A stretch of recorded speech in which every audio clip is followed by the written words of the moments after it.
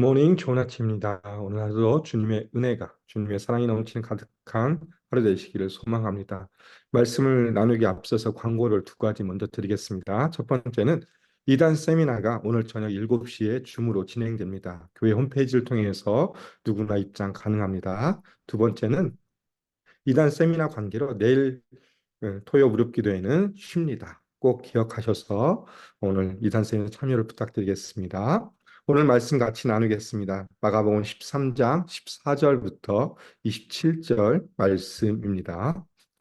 마가복음 13장 14절부터 27절 말씀입니다. 멸망에 가증한 것이 서지 못할 곳에 선 것을 보거든 읽는 자는 깨달을진저 그때에 유대에 있는 자들은 산으로 도망할지어다. 지붕 위에 있는 자는 내려가지도 말고 집에 있는 무엇을 가지러 들어가지도 말며 밭에 있는 자는 겉옷을 가지러 뒤로 돌이키지 말지어다. 그날에는 아이 벤 자들과 젖 먹이는 자들에게 화가 있으리로다. 이 일이 겨울에 일어나지 않도록 기도하라. 이는 그 날들이 환난의 날이 되겠습니다.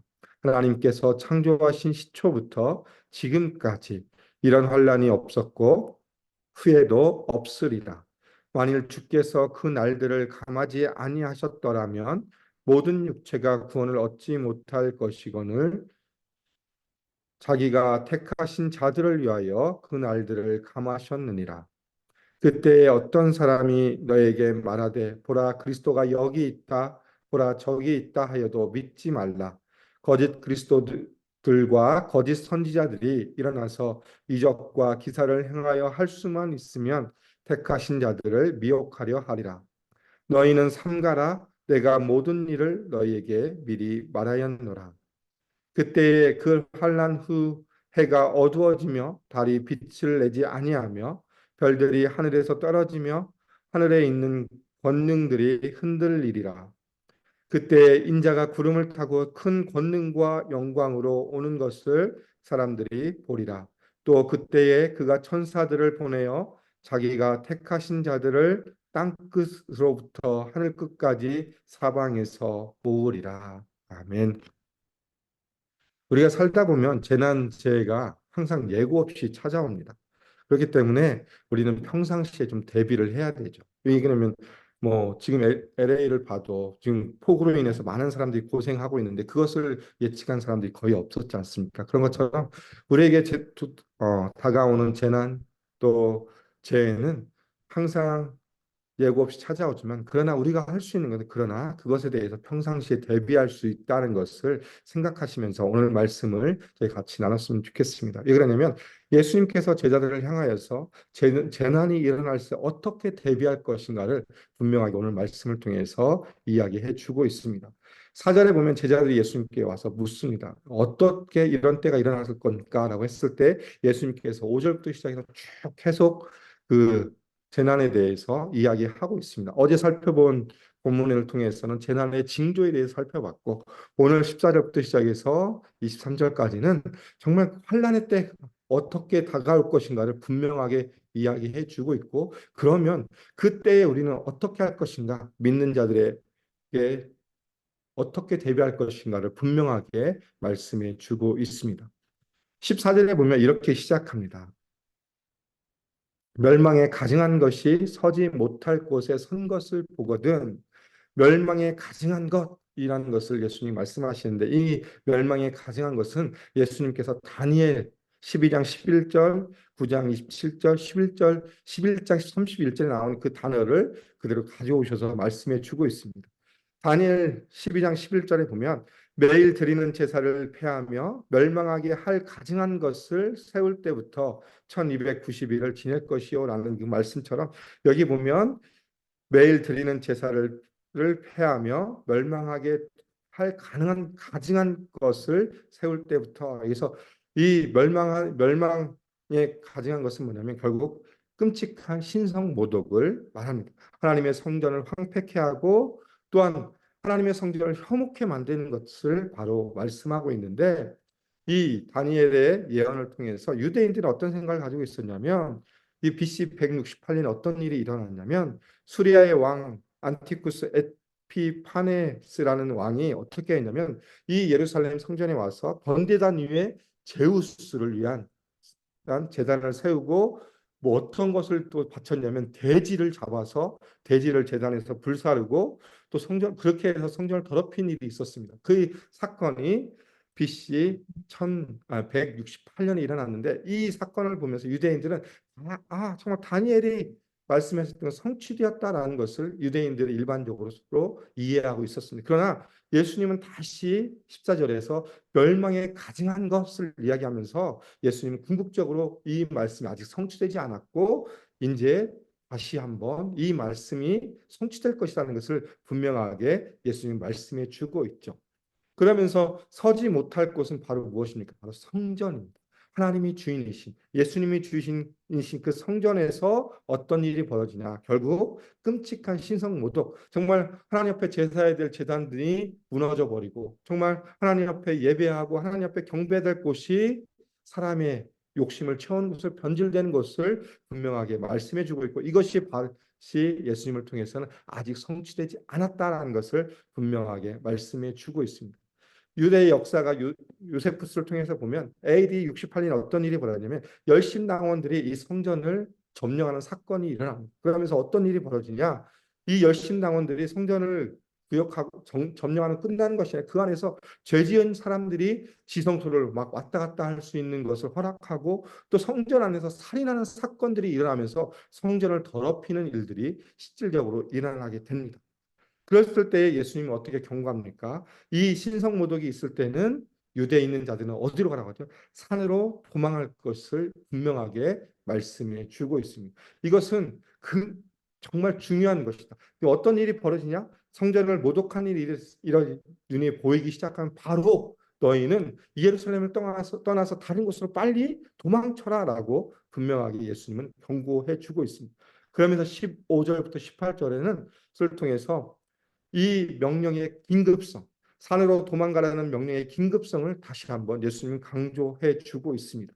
지붕에 있는 자는 내려가지도 말고 집에 있는 무엇을 가지러 들어가지도 말며 밭에 있는 자는 겉옷을 가지러 뒤로 돌이키지 말지냐. 결국 이 사건의 이 도망하라는 명령의 긴급성을 이야기하면서 결정적인 순간에는 생명이 중요하기 때문에 다른 것 신경 쓰지 말고 목숨을 챙겨라.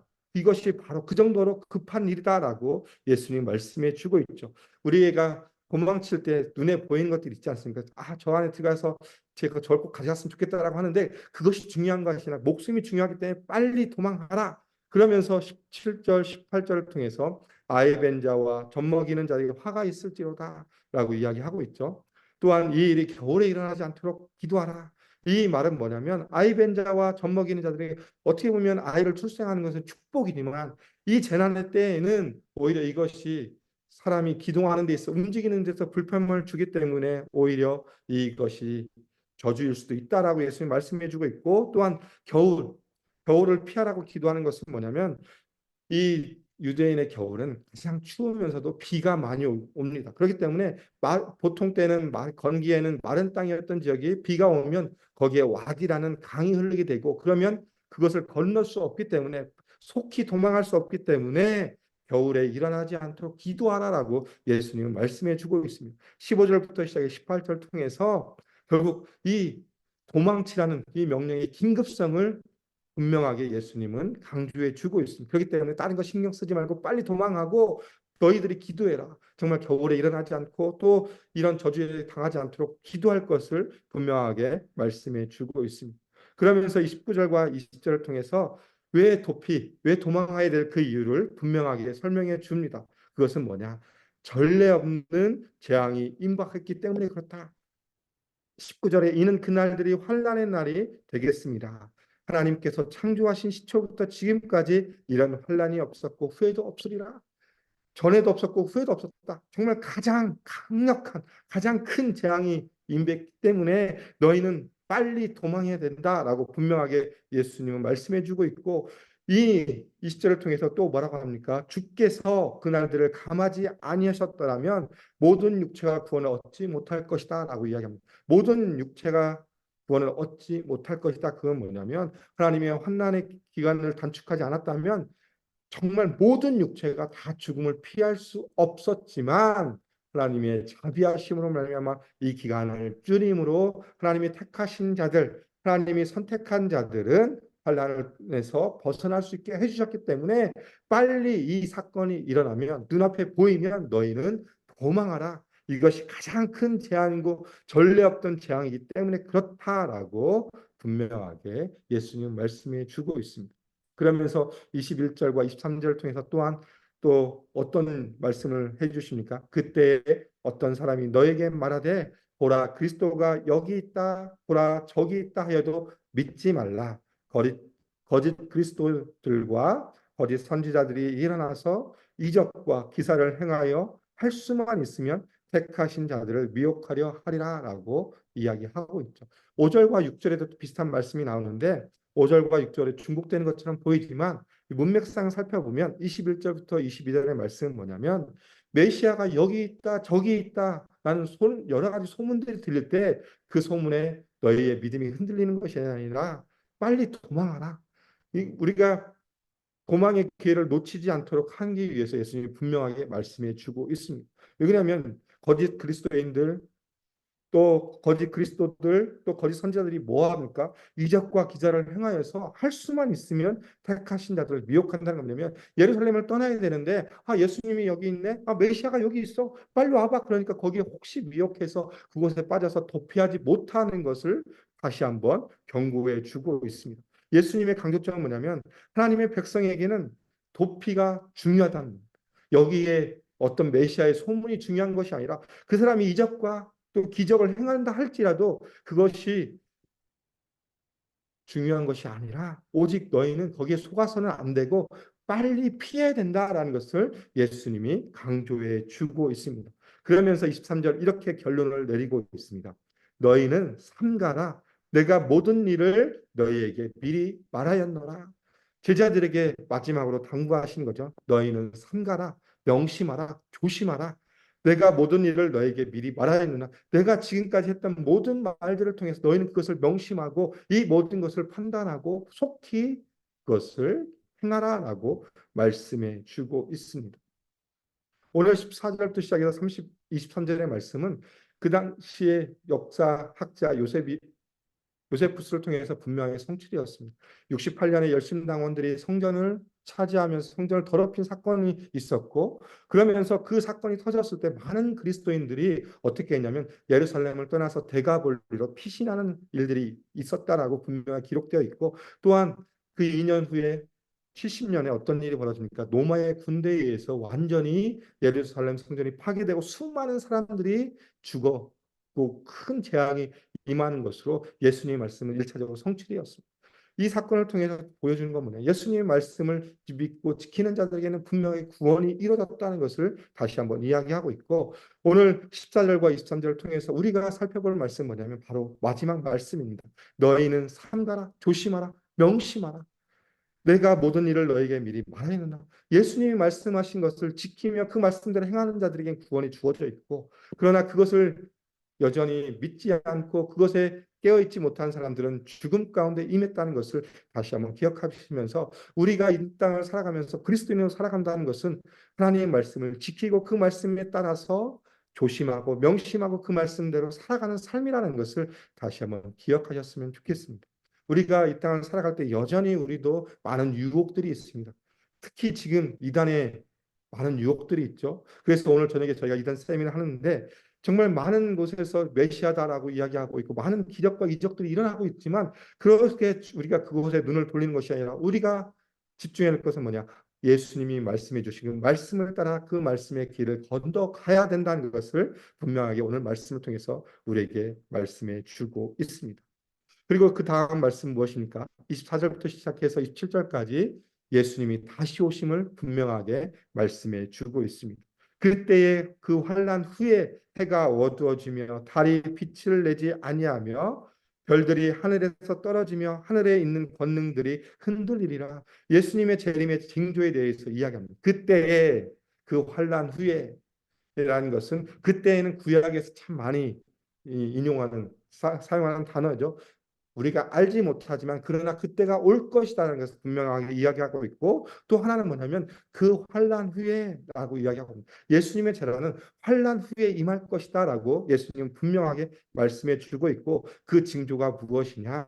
해와 달과 별들 이 천체가 이상이 생길 것이다. 해가 빛을 잃고 달도 빛을 잃고 또 어떤 하늘에서 별이 떨어지고 하늘의 권능들이 흔들리리라. 천체 이상을 통해서 그런 일들이 있으면 내가 올 것이라는 징조다라고 하면서 26절에 어떤 일이 벌어집니까? 그때 인자가 구름을 타고 큰 권능과 영광으로 오는 것을 사람들이 보리라. 예수님이 재림의 모습이 어떻습니까? 구름을 타고 모든 사람들이 볼 수 있을 정도로 오신다라고 분명하게 말씀해 주고 있고, 그 재림의 이유가 27절에 분명하게 말씀해 주고 있죠. 또 그때에 그가 천사들을 보내어 자기가 택하신 자들을 땅 끝으로부터 하늘 끝까지 사방으로 모으리라. 예수님이 재림하신 이유는 뭐냐? 흩어진 하나님의 백성을 모으시기 위해서 오신다라고 분명하게 예수님 말씀해 주고 있죠.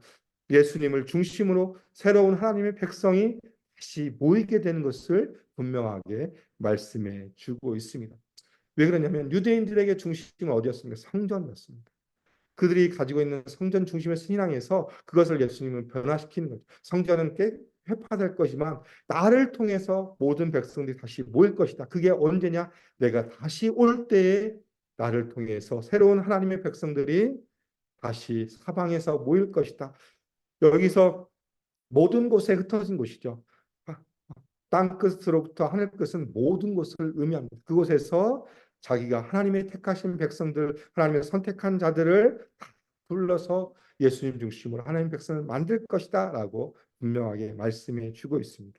마태복음 24장 36절에 보면 그러나 이렇게 그러나 그날과 그때는 아무도 모르나니 하늘의 천사들도 아들도 모르고 하나님 오직 아버님만 아십니다라고 말씀해 주고 있습니다. 예수님이 재림에 대해서 설명해 주고 있지만 그러나 그때는 분명하게 천사들도 아들도 모르고 오직 하나님만 아신다라는 것을 다시 기억하셨으면 좋겠습니다. 이 말씀을 통해서 우리가 생각해야 될 건 뭐냐면 재림은 분명하게 온다라는 것입니다. 그러나 그때는 알지 못합니다. 오직 그때는 하나님의 주권 안에 있지만 우리가 분명하게 알아야 될 것은 예수님의 재림은 분명하게 된다라는 것입니다. 그리고 우리가 무엇을 가지고 있어야 됩니까? 예수님이 다시 오심을 소망하며 그 믿음 가운데 나아갈 것을 예수님은 말씀해 주고 있습니다. 오늘 말씀을 통해서 우리는 정말 주의 말씀을 따라서 제자의 길을 걸으면서 그 말씀을 명심하고 따라갈 것을 이야기하고 있고, 하나는 더 무엇입니까? 우리가 재림의 소망, 예수님이 다시 오심, 마라나타, 아멘 주 예수여 오시옵소서라는 그 믿음 가운데 나아갈 것을 분명하게 말씀해 주고 있습니다. 오늘 우리에게 주어진 하루를 통해서 우리가 그리스도인으로 살아갈 때 하나님 정말 다시 오실 주님 앞에 마라나타의 믿음을 고백하며 나아가고, 하루하루 살아갈 때 정말 한 걸음 한 걸음 주님 앞에 나아갈 때 주의 말씀을 명심하고 그 말씀대로 살아가는 삶이 되기를 주님의 이름으로 소망하며 축복합니다. 기도하겠습니다. 하나님 감사합니다. 오늘 또 우리에게 말씀을 허락해 주셔서 이 마지막 때에 어떻게 살아갈 것인가, 그것은 예수님이 말씀해 주신 것을 생각하고 또 명심하며 그 말씀을 따라가는 것이고, 또한 다시 오실 예수 그리스도를 바라보며 마라나타의 신앙 가운데 그 믿음 가운데 살아가는 것임을 다시 한번 생각하게 해 주셔서 감사합니다. 오늘 하루의 삶 가운데 우리가 정말 주님 아멘 주 예수여 어서 오시옵소서 그 믿음의 고백을 통하여 온전히 또 주님 앞에 나가게 해주시고, 주의 길을 걷는 자의 삶 가운데 온전히 주의 말씀을 기억하며 하루하루 살아갈 때 그 영광의 길을 걸어갈 수 있도록 주님께서 우리와 함께 해주시며 인도하여 주시옵소서. 오늘도 성령께서 함께 하심으로 말미암아 주님 안에서 승리하는 하루 될 수 있도록 인도하여 주시옵소서. 주님 감사합니다. 예수님 이름으로 기도드립니다. 아멘. 이 시간 우리 합심을 같이 기도하겠습니다. 오늘 말씀을 기억하시면서 다시 한번 우리의 믿음을 점검했으면 좋겠습니다. 두 번째 기도해 주실 것은 예수 산책 AKPC 말씀 제자 미션을 공동체로 우리 교회가 아름답게 세워지고 올해 표어 제자의 길을 걷는 사람들 그 표어처럼 우리가 한 걸음 한 걸음 예수님과 동행하며 예수님의 그 길을 걸어가며 아름답게 제자로 설 수 있도록 위에서 기도 부탁드리겠습니다. 세 번째 기도해 주실 것은 오늘 저녁에 있을 이단 세미나 또 내일 있을 목자 목녀 영청 수련회, 또 주일에 있을 바나바 세미나를 위해서 기도 부탁드리겠습니다. 이 모든 것을 통하여서 정말 또 하나님의 은혜가 넘치는 시간 될 수 있도록 하나님 함께 해주시고 모든 강사님들 주님께서 함께 해달라고 기도 부탁드리겠습니다. 마지막으로 남아공과 모잠비크에 선교하시는 박성원 선교사님의 삶과 사역을 위해 기도해 주시고 우리 목장에서 후원하는 선교사님들의 삶과 사역을 위해 기도 부탁드리겠습니다. 주변에 있는 성도님들의 치유와 회복을 위해 기도해 주시고 고통 가운데 있는 또 어려움 가운데 성도들의 삶을 위해서 합심으로 기도하고 일상의 삶으로 나아가겠습니다. 함께 기도하겠습니다.